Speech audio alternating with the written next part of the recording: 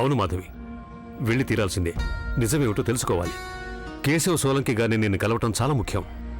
ఆయన ఒక రిపోర్టర్. ఈ కేసు గురించి ఆయన రాసిన ఒక ఆర్టికల్ పేపర్లో వేశారు. అండ్ ఐఎమ్ ష్యూర్ నాకు ఈ కేసులో ఉపయోగపడే ఎన్నో విషయాలు తప్పకుండా సోలంకి గారికి తెలిసే ఉంటాయి. అందుకని ఎంత త్వరగా అతన్ని కలిస్తే అంత మంచిది. కానీ మన ఊరికి అంత దూరంగా వెళితే అందులో ఎలాంటి ప్రమాదం ఉండదంటారా? నిజాన్ని తెలుసుకోవటానికి, నిజాన్ని గెలిపించడానికి కొన్ని ఇబ్బందులు ఎదుర్కోక తప్పదు మాధవి. డోంట్ వరీ, నాకేం జరగదు.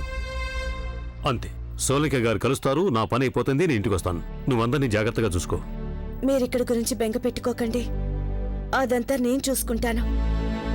మీరు జాగ్రత్తగా ఉండండి. బాయ్.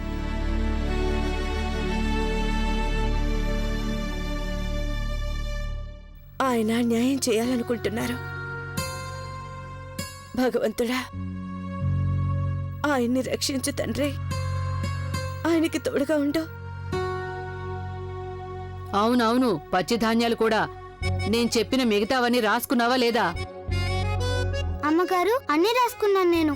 మీరు మొత్తం 3 సార్లు అడిగారు. నేను మీకు 3వ సారి చెప్తున్నాను, నేను అన్ని రాసుకున్నాను. 3 సార్లేంటి, 30 సార్లు అడుగుతాను.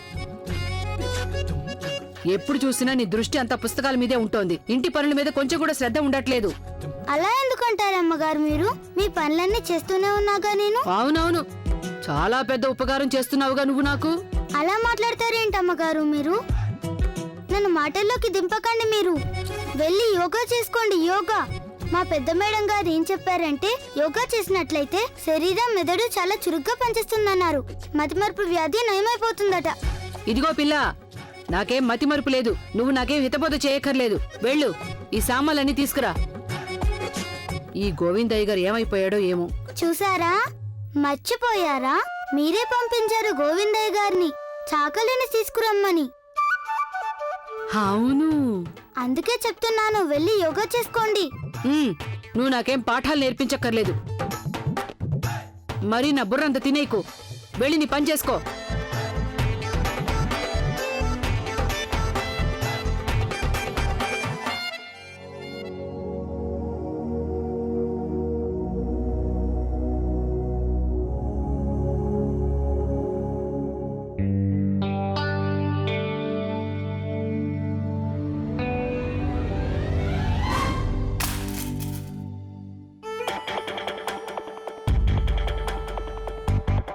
కొంచెం చూసుకొని నడవచ్చుగా.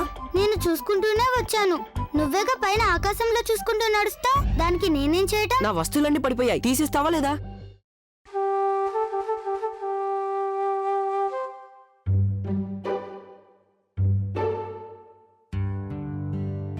ఇదేమిటి? పాటల సీడీలున్నాయి.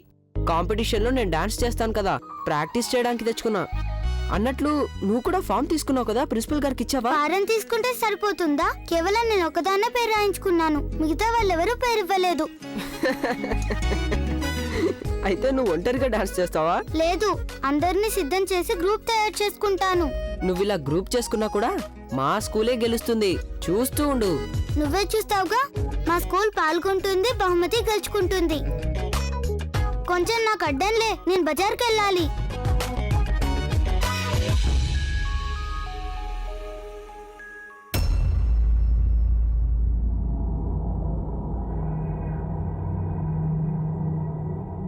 ఆ రిపోర్టర్ కేశవ్ సోలంకి ఇక్కడ ఇదే ఊళ్ళో ఉన్నాడా? అవును సార్, మీ బావమరిది గారి గురించి చాలా ఆరాలు తీస్తున్నాడు తను. ఇప్పటికే ఆ నిరంజన్ చతుర్వేది మా బామ్మర్దిని భ్రష్టు పట్టించడానికి పంతం పట్టి కూర్చున్నాడు. అది చాలదన్నట్టు ఈ రిపోర్టర్ తయారయ్యాడు. జాగ్రత్తగా ఉండటం చాలా అవసరం. అవును సార్, నాకు తెలిసిన ప్రకారం సోలంకి దగ్గర ఏదో సీడీ ఉందట. అందులో మీ బావమరిది గారికి వ్యతిరేక సాక్ష్యాలు. శుభవార్త చెప్తున్నావా నాకు? ఇక్కడ నిలబడి అనవసరంగా మాట్లాడే బదులు వెళ్ళి ఆ సీడీని చేజెక్కించుకో. ఇవాళ సాయంత్రానికల్లా ఆ సీడీ మన చేతుల్లో ఉండాలి. నాకు మా బావమర్ది గారు కటకటాల వెనుకకు వెళ్ళడం ఇష్టం లేదు. అలాగే సార్, మీరు ధైర్యంగా ఉండండి, పని అయిపోతుంది. వెళ్ళు.